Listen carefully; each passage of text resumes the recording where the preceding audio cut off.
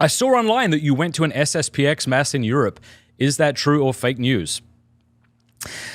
Yeah, it is true. I was in Vienna with my good wife, and we woke up Sunday morning, and I typed in Latin Mass.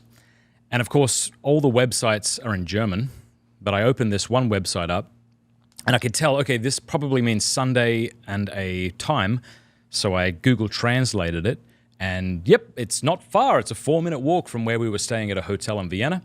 So we walked down, beautiful church that the SSPX are using there. I went to confession. Priest was so beautiful, compassionate, like, yeah, awesome. And then we sat through Holy Mass, and it was beautiful. The Gregorian chant was lovely. Oh my goodness, it was really beautiful. Anyway, so obviously it's all in Latin until you get to the homily. And I'm sitting there in the homily, and I keep hearing about Lefebvre. So just German words interspersed with Lefebvre. I'm like, oh. And I walk up the back because I need to go to the bathroom, and there's like a little kiosk selling Catholic merchandise, and there was a lot of books about the SSPX. And that's when I realized I was in an SSPX chapel. What are my thoughts on the SSPX?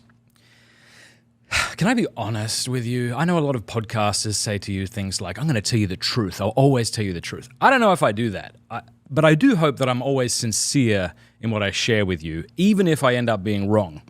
Pints with Aquinas is not the Catholic Church. It's not the Catechism of the Catholic Church, obviously. It's just one middle-aged dude sharing his opinions about the Catholic faith and his walk with our blessed Lord, and of course interviews with amazing people. So here's my take.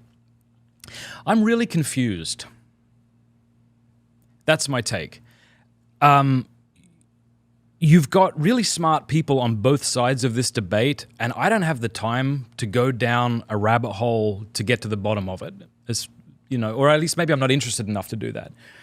So on one side, you've got intelligent Catholics, right? Like Kennedy Hall and Jimmy Akin, who are saying, no, they're not in schism, stop saying that. You can attend Holy Mass there to fulfill your Sunday obligation, just don't adopt a schismatic spirit. And then on the other side, obviously I had John Solza on the show, and I've had other people on the show who I would think are very intelligent. And maybe this isn't John Solza's opinion, so I don't mean to put this on him, but I've had others who say, yeah, they're definitely in schism, and you cannot fulfill your Sunday obligation by going there. I think this brings up a more general epistemological problem. Like, what do you do when people you trust on both sides are telling you something, and to your mind, the church hasn't been very explicit one way or the other? Like, we know that the SSPX are in a canonical irregularity when it comes to the church, but it's not explicit, you know? I mean, I even went on Truthfully, and I asked Truthfully, are the SSPX in schism? No. Are the Russian Orthodox Church in schism? Yes. So, anyway, by the point the homily came around, I was just staying there. And look, if I had woken up in the morning and realized there was an FSSP church, which there was actually, in the city that I had to drive to, yeah, we would have went there. But we didn't. So that's, and here's the other thing I think Americans have to understand while I take a drink of my delicious cappuccino. You know, in America, I know people might complain about their bishops or their parish priests, but we have it pretty good in America compared especially to certain places in Europe. Just to give 2 examples. So I spent 2 months in Gumming, Austria. Now, the local parish church there, we were dissuaded from going to. And not by trads, but by Franciscan University of Steubenville people. They were like, don't go there. He ad-libs the words of consecration. It's not a valid mass.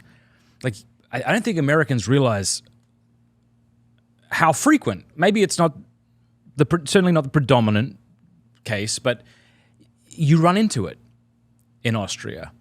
And so the night before I went to this SSPX chapel, my wife and I were walking around Vienna, and we went to this beautiful church. And it broke our hearts because it was a beautiful church, but it was locked. But you could pay money for a light show in the church. lasers and smoke machines and who else knows what. This is just so deeply depressing. So my point is this. If you're someone who's like, okay, I got people on this side saying this, people on this side saying that, I think you also have to factor into account where you live. And so some people are going to say, I don't want to risk going to a holy mass that's in schism, say. I'm not saying they are. I'm just saying that's part of the argument. And then you also have to weigh up, okay, well, do I want to go to another one of these churches where like it's quite sad in places like Austria and Germany? So I won't settle that for you. I'm sure you'll have fun settling that in the comment section, but that's what happened. Thanks very much for watching that clip. You can click the link below if you want to watch the full interview, and don't forget to like and subscribe to the channel.